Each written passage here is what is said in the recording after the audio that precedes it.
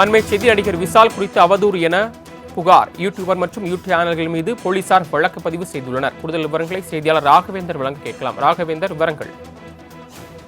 வணக்கம். சமீபத்தில் விஷால் நடித்து வெளியான மதகத ராஜா திரைப்பட வெளியீட்டின் போது நடிகர் விஷால் அப்போது உடல்நலக்குறைவு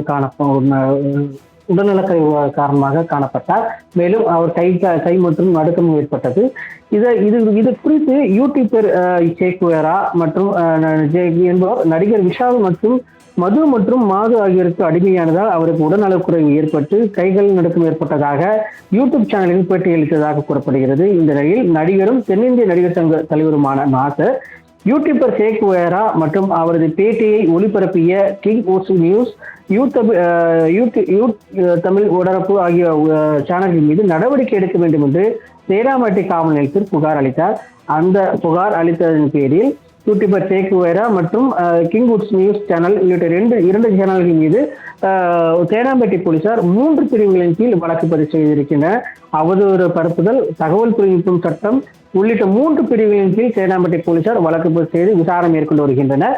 இந்த நிலையில் இந்த யூடியூப் சேனல் மற்றும் அதற்கு தொடர்பாக பேட்டியளித்த நபர் மீது அவரை கைது செய்வதற்குண்டான நடவடிக்கையில் ஈடுபட்டிருப்பதாக தேனாம்பேட்டை போலீசார் தரப்பில் தெரிவிக்கப்பட்டது. நடிகர் விஷால் குறித்து அவதூறாக பேசுவதாகவும் தகவல்களை பரப்புவதாகவும் அளிக்கப்பட்ட புகாரின் அடிப்படையில் போலீசார் வழக்கு பதிவு செய்துள்ளனர். இது குறித்த கூடுதல் விவரங்களை வழங்கியமைக்கு நன்றி ராகவேந்தர்.